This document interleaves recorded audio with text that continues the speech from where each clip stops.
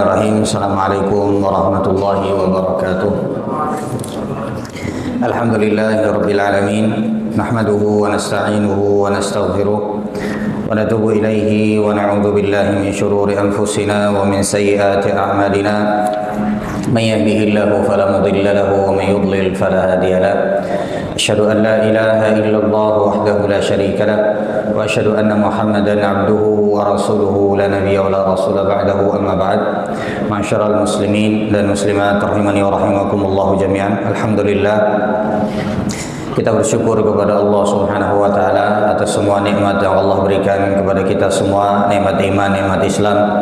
Semoga Allah merahmati kita semua dan mengampuni dosa-dosa kita semua, dan semoga Allah menjadikan kita orang-orang yang bisa istiqamah di atas kebaikan sampai nanti Allah mewafatkan kita semua. Amin ya rabbal alamin.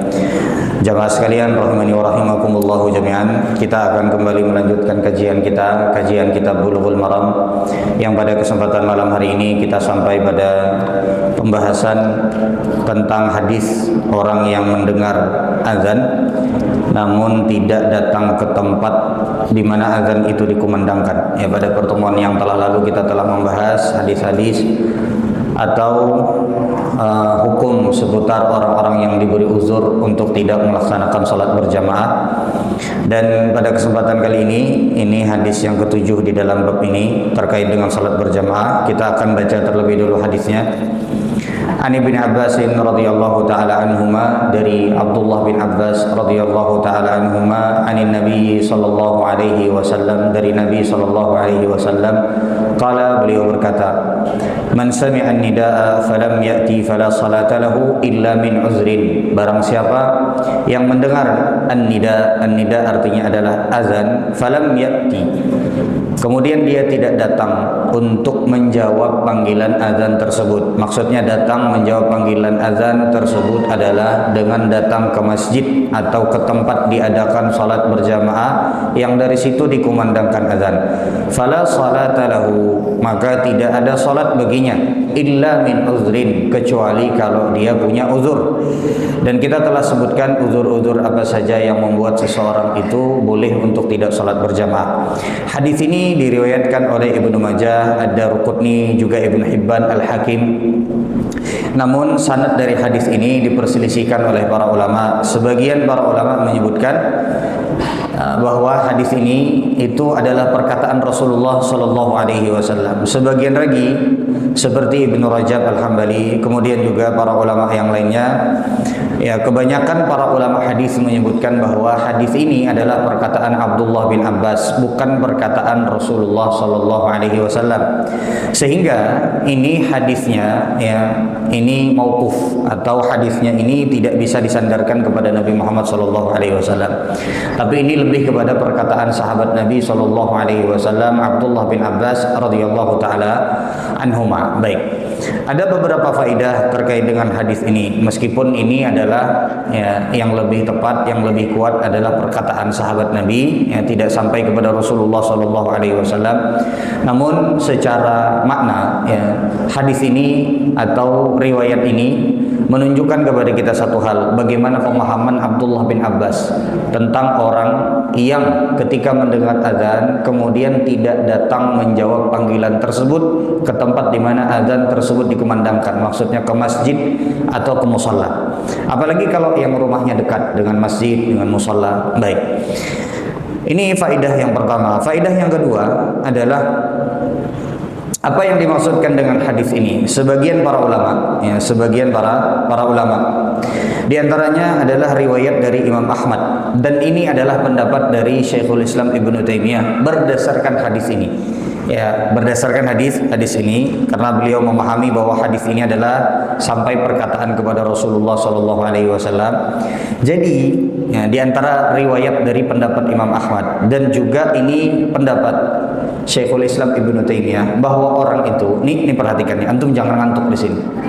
Bahwa orang itu kalau tidak sholat berjamaah, sholatnya nggak sah. Berat ini, berat, serius. Ini pendapatnya Syekhul Islam Ibnu Taimiyah, kecuali kalau orang itu punya uzur. Ini pendapat Syekhul Islam dan riwayat dari Imam Ahmad. Ya. Artinya apa? Kalau ada orang yang tidak ada uzur, lalu sengaja sholat tidak berjamaah, atau dia sholatnya berjamaah tapi nggak di masjid, misalnya di rumahnya berjamaah dia sama istrinya, sama adiknya. Ini buat bapak-bapak ya, buat bapak-bapak, bukan buat ibu-ibu. Karena untuk ibu-ibu itu ada dalil khusus yang menunjukkan ya sholatnya ibu-ibu itu memang di rumah. Ya. Maka menurut Syekhul Islam, orang yang seperti tadi tidak ada udzur, ya, dia tidak sholat berjamaah, entah sholatnya itu sendiri, entah dia sholatnya berjamaah tapi di rumah, maka sholatnya itu terhitung tidak sah. Ini pendapatnya siapa tadi? Syekhul Islam Ibnu Taimiyah, dan juga riwayat dari Imam Ahmad. Namun wallahu taala a'lam, pendapat yang lebih tepat adalah bahwa hadis ini kan tadi kalau isi hadisnya itu adalah la sholata, tidak ada sholat.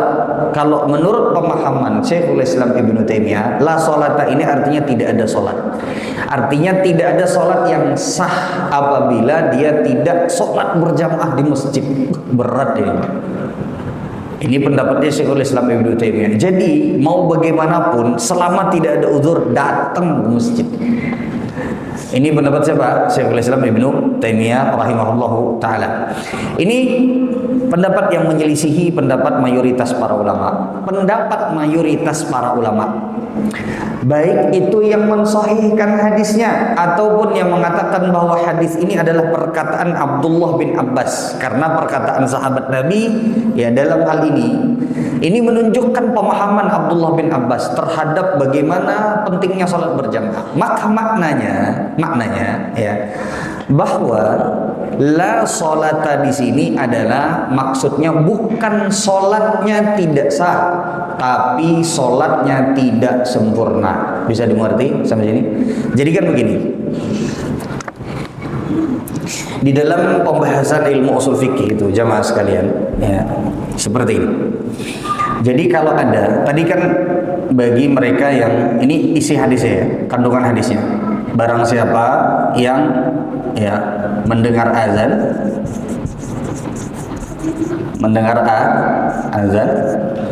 kemudian perbuatannya adalah ya tidak sholat berjamaah di masjid. Ini perbuatan ya. Maka berarti hukumnya apa tadi? Di dalam hadis tadi la sholata. Nah ini nih la sholata. La sholata ini artinya adalah la sholata. Ini kalau kita terjemahkan secara bahasa, tidak ada sholat. Sekarang apa maksudnya tidak ada sholat? Kalau Ibnu Taimiyah memahami tidak ada sholat di sini maksudnya adalah tidak ada sholat yang sah. Berarti sholatnya tidak sah. Tapi kalau pemahaman mayoritas ini Ibnu Taimiyah,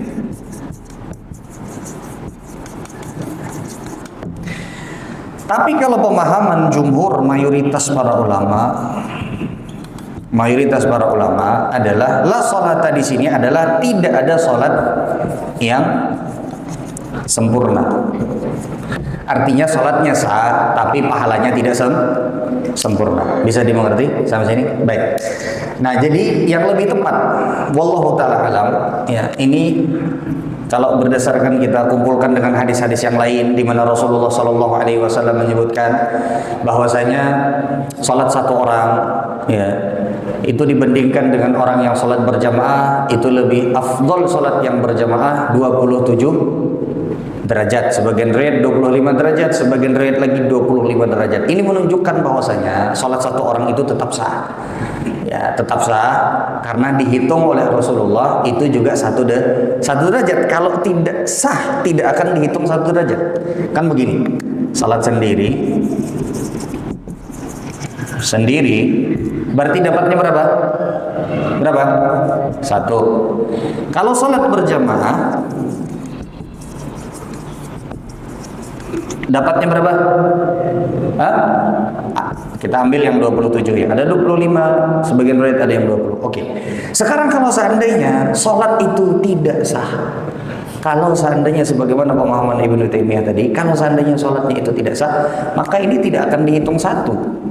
Bisa dimengerti sampai ini. Ketika Rasulullah menghitung satu, ini menunjukkan bahwasanya sholatnya tetap sah. Tinggal nanti masalahnya, apakah kalau dia sholat sendiri itu berdosa, harusnya berjamaah, itu sudah kita bahas pada pertemuan-pertemuan yang telah lalu. Baik, sudah bisa dimengerti?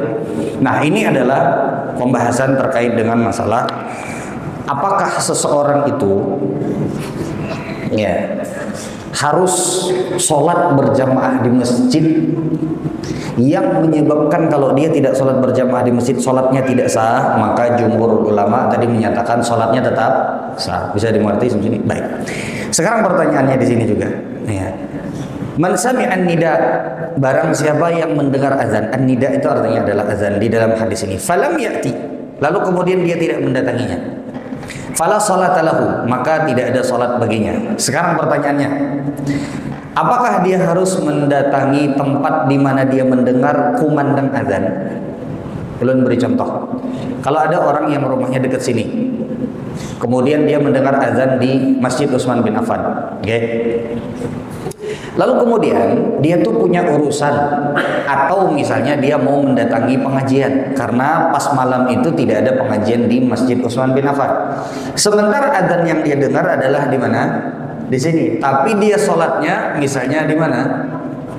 Misalnya Masjid Umar bin Khattab di Intan Ilmu misalnya. Dia sholatnya ke sana karena di situ ada pengajian. Dia ukur-ukur karena dia pada saat itu ada uzur, akhirnya dia berangkatnya itu pada saat azan dikumandangkan. Dia udah dengar azan.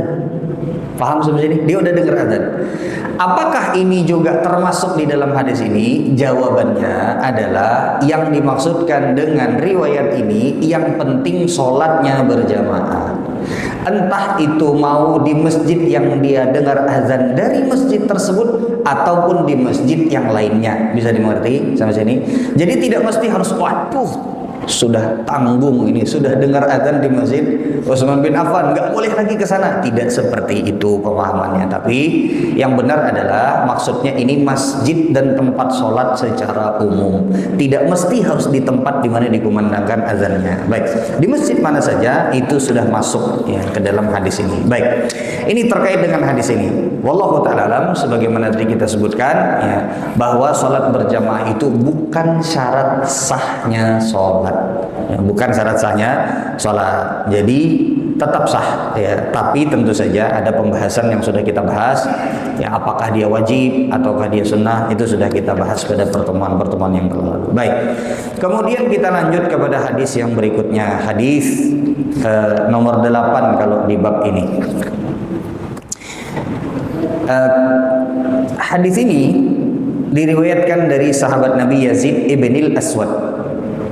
Ulun akan bacakan dan terjemahkan hadisnya terlebih dahulu. An Yazid ibnil Aswad, dari Yazid bin al-Aswad radhiyallahu ta'ala anhu, semoga Allah meridai beliau, annahu shalla ma'a Rasulillah sallallahu alaihi wasallam salat subhi, bahwa beliau salat subuh bersama Rasulullah sallallahu alaihi wasallam. Falamma shalla Rasulullah sallallahu alaihi wasallam, ketika Rasulullah sallallahu alaihi wasallam selesai salat, ya setelah selesai salat, idza huwa birajulaini lam yusalliya, lalu kemudian Rasulullah melihat ada dua orang laki-laki, ya ada dua orang laki-laki yang tidak ikut sholat berjamaah bersama Rasulullah, sementara kedua laki-laki tersebut berada di masjid di tempat di mana Rasulullah sholat berjamaah.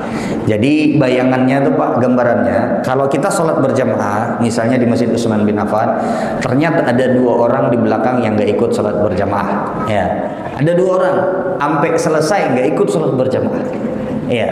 Tentu saja pemandangan ini menarik perhatian Rasulullah sallallahu alaihi wasallam. Maka kemudian idwa birajulaini lam yusalliya fada'a bihima, lalu dipanggillah oleh Rasulullah sallallahu alaihi wasallam, ya. Faji'a bihima tur'adu faraisuhuma, datanglah karena yang memanggil Rasulullah. Dan kedua laki-laki tadi, kedua sahabat tadi, ini adalah sahabat yang sudah tahu. Jadi mungkin ada sesuatu yang sahabat berdua ini sudah memantau sholat berjamaahnya Rasulullah Sallallahu Alaihi Wasallam, dan kedua sahabat ini tahu kenal sama Rasulullah Sallallahu Alaihi Wasallam. Ketika dipanggil oleh Rasulullah, maka diriwayatkan di dalam hadis ini mereka tuh agak ketakutan, takajud kalau bahasa kita, dipanggil sama Rasulullah, agak gair-gair, mungkin agak takut-takut juga, mungkin takut dimarahi Rasulullah atau takut ditegur oleh Rasulullah Sallallahu Alaihi Wasallam. Karena mereka pun merasa tadi tidak ikut sholat berjamaah bersama Rasulullah, tapi mereka duduk, ya nungguin sampai sholat berjamaahnya selesai. Nah, faqala lahuma ma mana'akuma an tusalliya ma'ana. Lalu Rasulullah bertanya. Nah, ini akhlaknya Rasulullah, Pak. Rasulullah tuh enggak langsung nyalahin, tidak langsung serta-merta memponis, tapi bertanya terlebih dahulu. Bertakun Rasulullah Sallallahu Alaihi Wasallam, apa yang membuat kalian berdua tidak ikut sholat berjamaah bersama kami? Kata Rasulullah Sallallahu Alaihi Wasallam, karena ya ini merupakan sesuatu yang tidak biasa. Karena biasanya kalau orang udah duduk di masjid, berarti kan carinya sholat berjamaah. Tapi dua orang sahabat tadi tidak ikut salat berjamaah, maka ditanyalah oleh Rasulullah. Ini adalah akhlak tabayyun. Akhlak kita bertanya terlebih dahulu sebelum kita menghukumi dan memvonis. Lihat jamaah sekalian, Rasulullah ini adalah seorang yang tahu dan diwahyukan oleh Allah Subhanahu wa taala. Ya, Rasulullah itu adalah seseorang yang istimewa, ya, berbeda dari manusia yang lainnya karena Rasulullah adalah nabi dan rasul. Rasulullah Shallallahu Alaihi Wasallam bertanya terlebih dahulu supaya jangan sampai salah memvonis, dan dijawablah oleh kedua orang laki-laki tadi. Qala qad shallaina fi rihalina, wahai Rasulullah, kami sudah sholat di tempat kami. Nah, rihal itu kalau bahasa kita rihal apa, Pak? Hah, adalah rihal apa bahasa kita? Hah? Apa rihal? Tahu nggak? Kalau bahasa Banjar apa rihal? Andakan Quran tuh aja lah, rihal. Betul ya? Bahasa mana nih? Biasanya orang menyebut itu rihal, tapi rihal itu kalau di dalam apa namanya? Nah, rihal andakan mushaf itu ya sebagian sebagian ahli bahasa menyebutkan rihal itu kan tempat sebenarnya. Tapi ketika disebut rihal itu maknanya adalah rumah. Maknanya adalah rumah. Makanya di antara sunnah Nabi Muhammad Sallallahu Alaihi Wasallam, ketika hujan itu turun deras, kemudian muadzin sempat mengumandangkan azan, maka di antara lafaz yang ditambahkan adalah sallu fi rihalikum, salatlah kalian di rumah-rumah kalian. Baik. Sekarang jamaah sekalian, dua orang sahabat ini, kita sebut dua orang ini adalah sahabat. Kenapa? Meskipun tidak disebut namanya, tapi ukuran sahabat, kategori sahabat itu kan orang yang pernah melihat dan bertemu dengan Rasulullah. Meskipun tidak pernah meriwayatkan hadis, yang penting bertemu dengan Rasulullah, pernah melihat Rasulullah Sallallahu Alaihi Wasallam. Meskipun tidak pernah ngobrol dengan Rasulullah Sallallahu Alaihi Wasallam, cuman lihat aja, itu udah masuk kategori sahabat Nabi Sallallahu Alaihi Wasallam. Baik, meskipun tidak punya riwayat hadis tentang Rasulullah Sallallahu Alaihi Wasallam. Lalu kemudian kedua sahabat ini mengatakan, kami sudah sholat wahai Rasulullah di tempat kami, ya, di tempat kami. Qala fala taf'ala. Lalu Rasulullah mengatakan, nah bagus benar baik akhlak Nabi Muhammad Sallallahu Alaihi Wasallam ini. Setelah tahu alasannya, baru Rasulullah memberikan hukum kepada perbuatan dua orang sahabat Nabi tadi. Kata Rasulullah, fala taf'ala, jangan lagi kalian lakukan yang demikian. Nah, jangan lagi kalian lakukan yang demikian.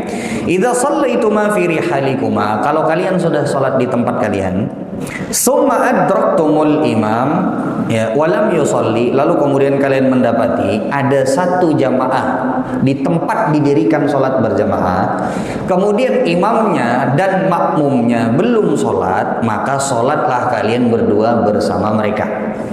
Artinya Rasulullah Shallallahu Alaihi Wasallam di sini menyebutkan yang kalian lakukan tadi tidak semestinya. Harusnya yang benar kalian lakukan adalah kalian ikut sholat berjamaah meskipun kalian sudah apa tadi?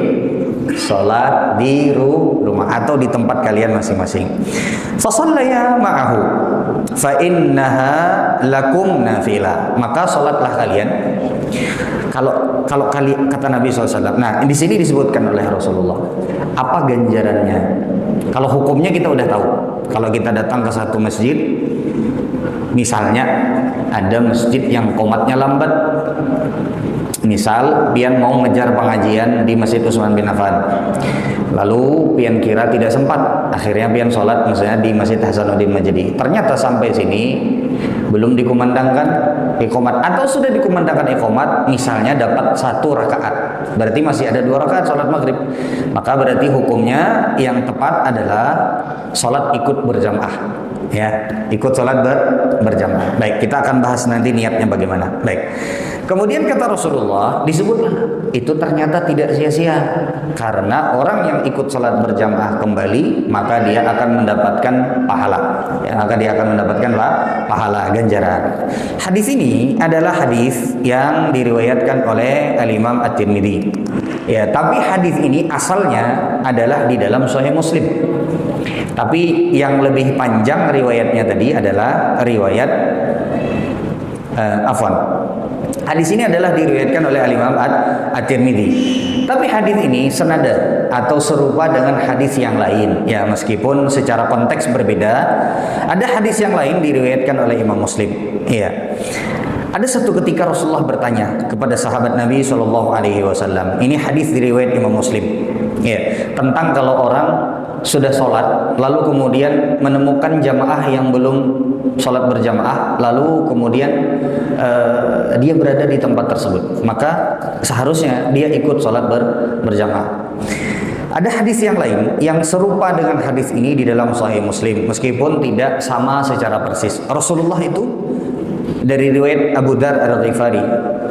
Rasulullah bertanya, "Kaifa anta idza kana 'alaika umara yuakhiruna as-shalah an waqtiha aw yumituna as-shalah an waqtiha?"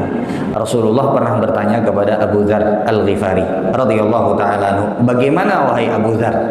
Nah, ini cara Rasulullah mengajarkan sebagian para sahabat beliau. Terkadang Rasulullah itu bertanya terlebih dahulu untuk lebih membuat sahabat itu penasaran. Banyak. Ya, seperti misalnya atadruna manil muflis? Apakah kalian tahu siapa orang yang merugi? Ya, ini banyak hadis-hadis yang Rasulullah bertanya terlebih dahulu. Nah, termasuk di antaranya ini. Pertanyaan Rasulullah kepada Abu Dzar adalah, "Wahai Abu Dzar, bagaimana jika engkau bertemu di satu zaman atau di satu tempat umaranya atau para pemimpinnya, para imamnya mengakhirkan sholat dari waktunya. Jadi tidak sholat di awal waktu, tapi diakhirkan. Agak jauh diakhirkannya. Atau mereka tidak sholat di awal waktu." Maka kata Abu Dzar, ya. Nah, ini juga akhlaknya Abu Dzar Al-Ghifari. Qala qultu fama ta'muruni. Menarik, Pak. Akhlak Abu Dzar ini adalah akhlak penuntut ilmu sejati. Ya. Sebenarnya Abu Dzar radhiyallahu taala anhu mungkin bisa saja menjawab terlebih dahulu. Tapi Abu Dzar Al-Ghifari itu langsung mengatakan kepada Rasulullah SAW, Rasulullah, kalau itu terjadi, ada imam yang mengakhirkan sholat, ya, atau mereka tidak sholat di waktu yang seharusnya mereka sholat berjamaah.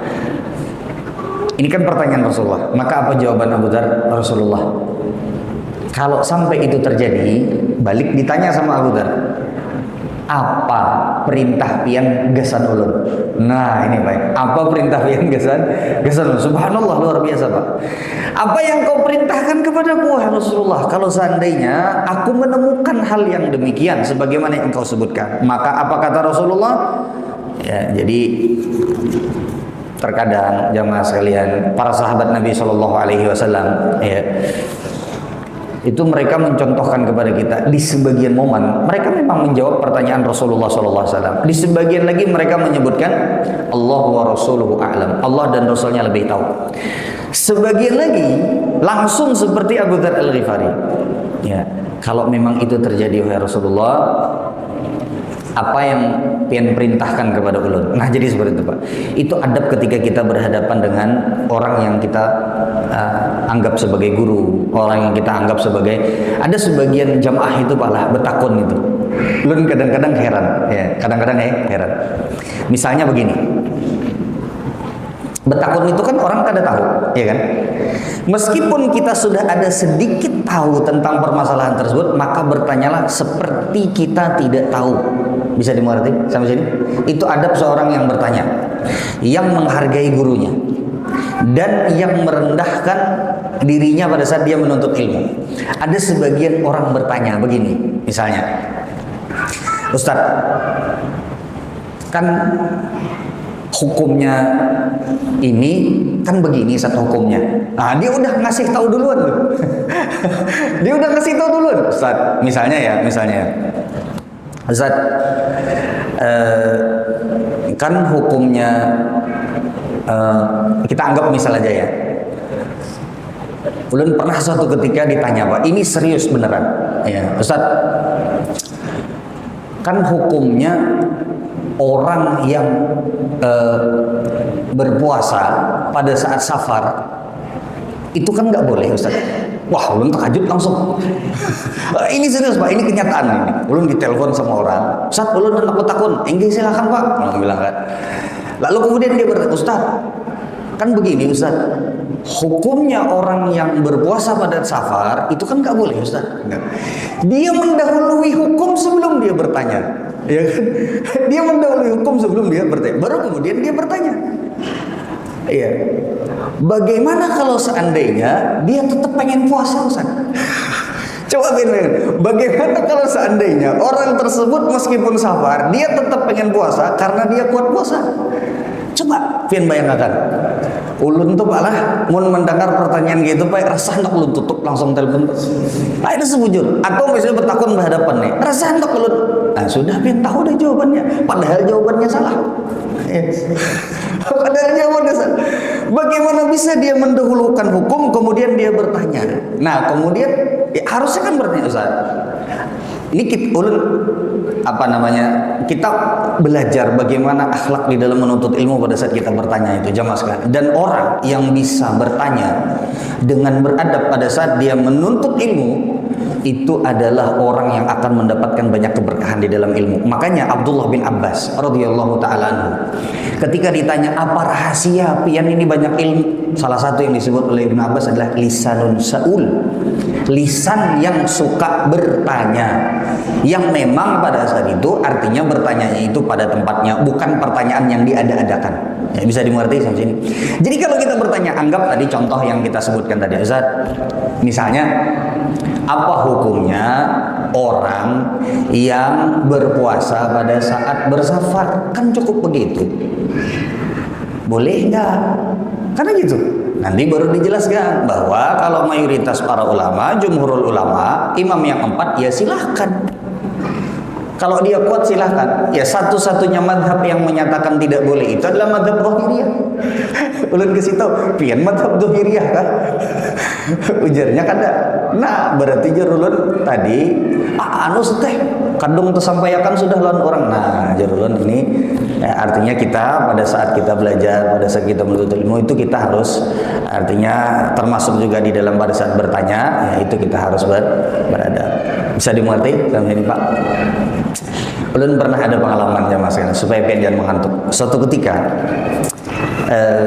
di kelas pada saat ulun belajar, ulun lupa waktu itu kalau tidak salah semester 8, ya semester 8.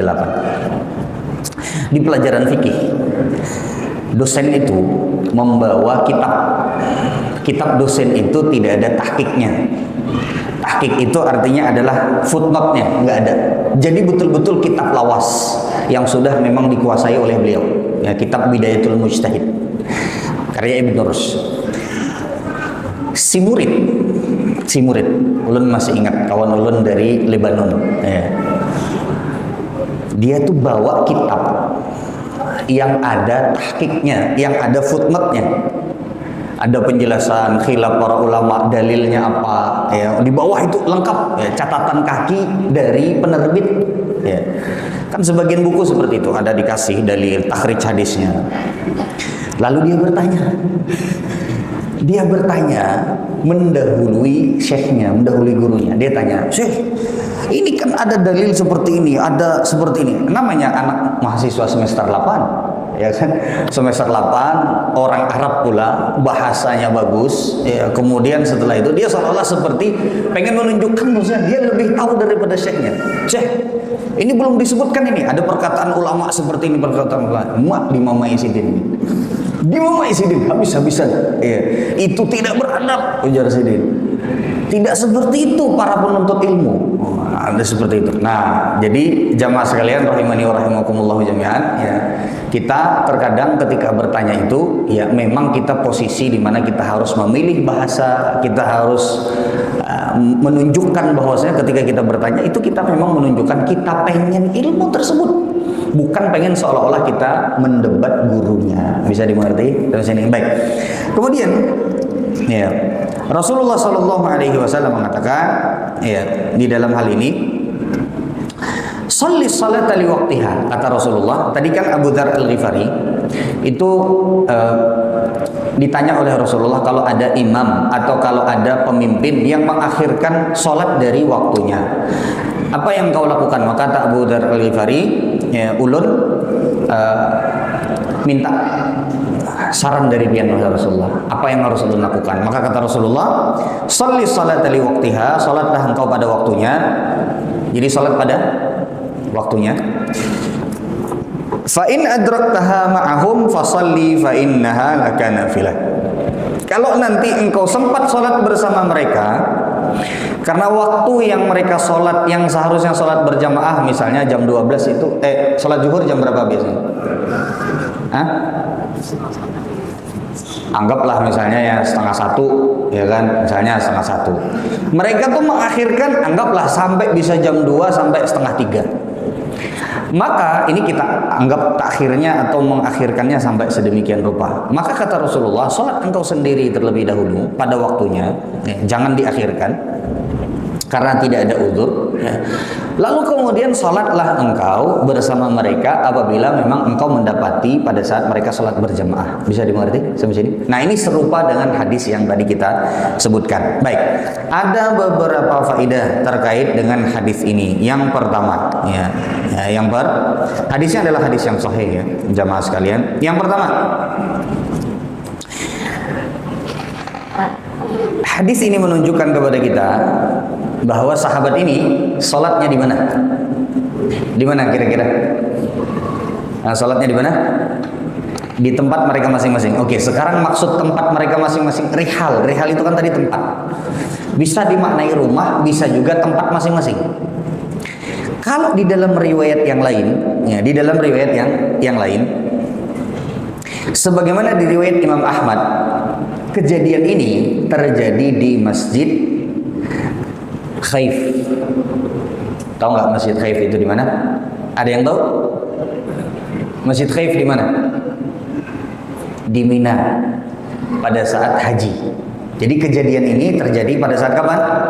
Haji. Sehingga dari sini kita bisa mengetahui bahwa kalau sekarang aja, kalau orang hajian itu, orang hajian 90%, kalau tidak 95%, 98%, orang yang di Mina itu sholatnya di tempat mereka masing-masing. Kalau sekarang bentuknya adalah tenda, ya, bentuknya adalah tenda. Di setiap tenda itu ada musola. Nah, setiap tenda itu ada musola. Karena saking banyaknya, masjid pun nggak muat. Ya, puluhan juta orang berkumpul semuanya, kemudian mau masuk semua ke masjid nggak bisa. Baik, bisa dimengerti. Sehingga hadis ini menunjukkan kepada kita bahwa bukan berarti bolehnya sholat berjamaah di rumah, karena ini memang keadaannya pada saat haji Dan pada saat haji itu kebanyakannya orang sholatnya berjamaah di tempat mereka masing-masing karena saking banyaknya orang yang berhaji. Dan ini kejadiannya di Masjid Al-Khaif. Jadi Rasulullah SAW melihat di Masjid Al-Khaif. Nah ini maksudnya tadi rihal ternyata adalah di tempat mereka masing-masing. Artinya di tempat di mana mereka menginap. Karena di Mina kan orang nginap, ada mabit di Mina. Ya, baik itu di malam ke-9. Jadi 8 ke 9 itu disebut hari tarwiyah. Kemudian juga mabit di Mina ya 11 12. Kalau nafar awal berarti sampai 12, kalau nafar tsani berarti sampai 13. Itu kurang lebih di Mina itu nginap sekitar 4 malam. Sehingga kejadian yang pada saat zaman Rasulullah SAW ini terjadi itu adalah di antara salah satu malam. Dan ini berarti kapan? Berarti kapan? Haji wada'nya Rasulullah SAW. Ini adalah bagian paling terakhir ya dari kehidupan, fase kehidupan Rasulullah SAW. Baik. Jadi intinya di sini kita bisa tahu bahwa kejadian ini adalah pada saat haji, dan bukan berarti dua sahabat ini sudah sholat di rumah terlebih dahulu, enggak, tapi mereka sudah berjamaah di tempat mereka masing-masing, lalu kemudian mereka datang ke Masjid Al-Khaif. Baik. Kemudian jamaah sekalian rahimani wa rahimakumullah jami'an. Iya.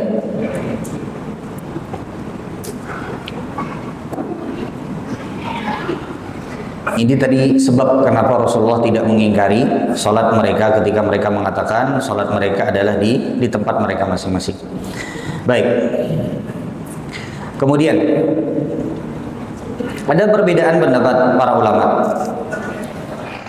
Apakah perintah Rasulullah SAW tadi adalah untuk menunjukkan wajib mengulangi salatnya? Kan tadi diperintahkan oleh Rasulullah, sholatlah. Ya, kalau sudah sholat, lalu kemudian apa? Ketemu sama jamaah yang belum sholat, maka berarti disuruh sama Rasulullah sholat. Sekarang perintah Rasulullah ini apakah perintah wajib ataukah perintah sunnah? Ya, apakah perintah wajib ataukah perintah sunnah? Di sini para ulama berbeda pendapat. Namun jumhurul ulama, mayoritas para ulama menyebutkan bahwa perintahnya itu adalah perintah sunnah. Ya, perintahnya itu adalah perintah sunnah. Silakan azan terlebih dahulu.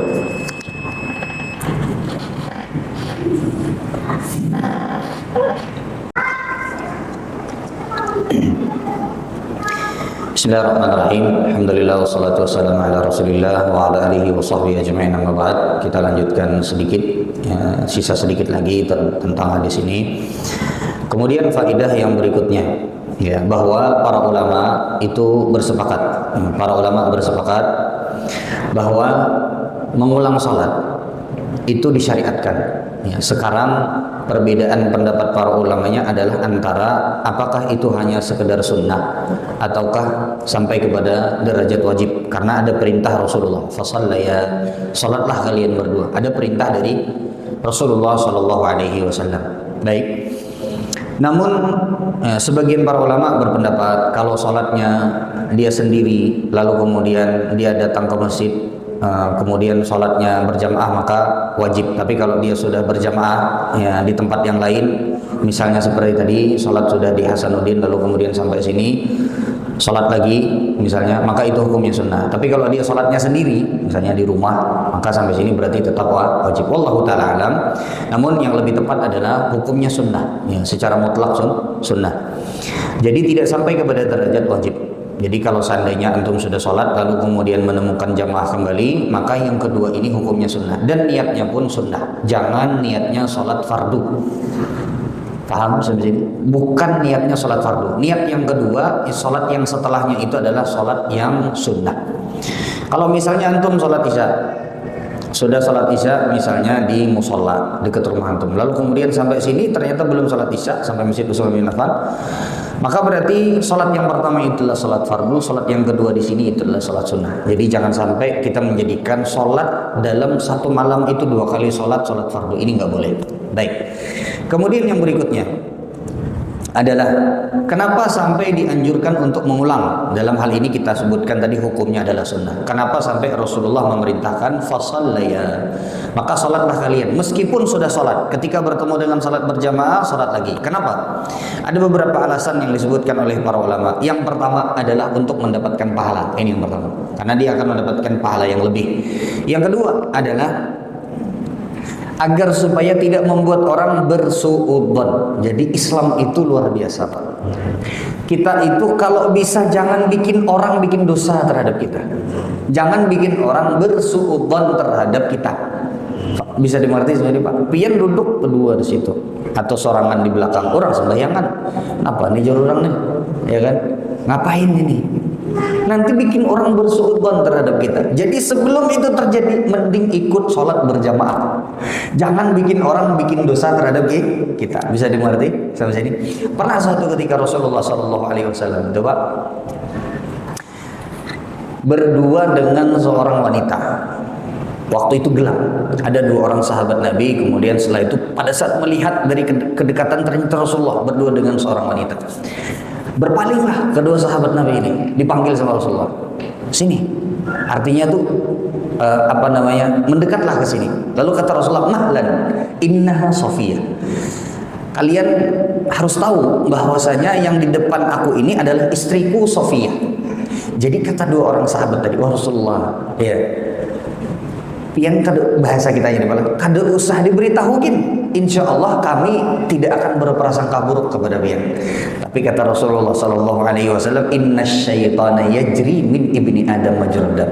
Kata Rasulullah, syaitan itu mengalir di aliran darah anak cucu Adam. Artinya ada kemungkinan nanti syaitan akan, sekarang mungkin tidak, tapi mungkin bisa jadi nanti siapa tadi yang berdua dengan Rasulullah SAW tadi. Baik, jadi dijelaskan. Nah, maka yang kedua tadi adalah faedahnya untuk tidak membuat orang bersuudzon kepada kita. Yang ketiga adalah di antara faedahnya kenapa kita ikut sholat berjamaah lagi adalah luzumul jamaati wa tarkul khilaf.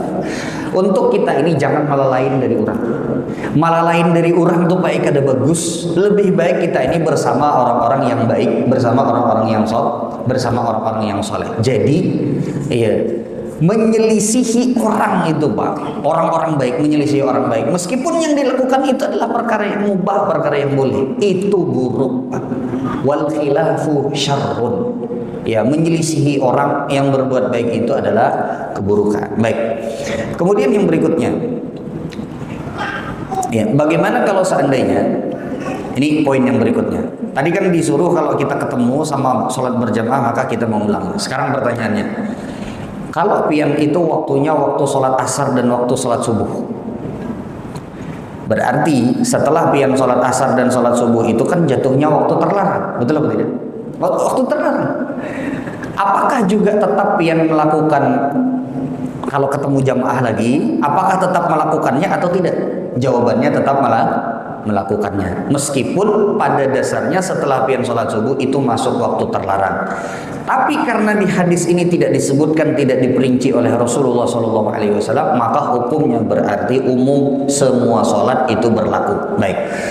Yang berikutnya, bagaimana kalau seandainya sholat itu adalah sholat maghrib? Bagaimana kalau seandainya sholat itu adalah sholat maghrib? Sebagian para ulama, di antaranya riwayat dari Imam Ahmad, Imam Ahmad menyatakan kalau yang diulang itu adalah sholat maghrib, maka nanti ditakutkan dia tidak menjadi ganjil lagi. 3 loh, pian ulangi tambah berapa berarti? 3. Satu-satunya sholat yang ganjil itu, Pak, dari sholat fardu itu cuman sholat maghrib. Sehingga kalau pian subuh tidak menjadi masalah, zuhur tidak menjadi masalah, asar tidak menjadi masalah karena dia memang aslinya genap. Isya juga tidak menjadi masalah, subuh nggak menjadi masalah karena dia memang aslinya genap. Sementara maghrib itu disebut di dalam syariat kita itu adalah witrun nahar, witirnya pada saat siang hari. Kalau pian ulangi maghrib itu 3 tambah 3 menjadi berapa? 6. Maka menurut Imam Ahmad dalam sebagian riwayat dari beliau juga ya, sebagian dari para tabi'in menyatakan bahwasanya kalau maghrib jangan diulang. Bisa dimengerti di sini. Tapi ini pendapat yang menyelisihi jumhurul ulama.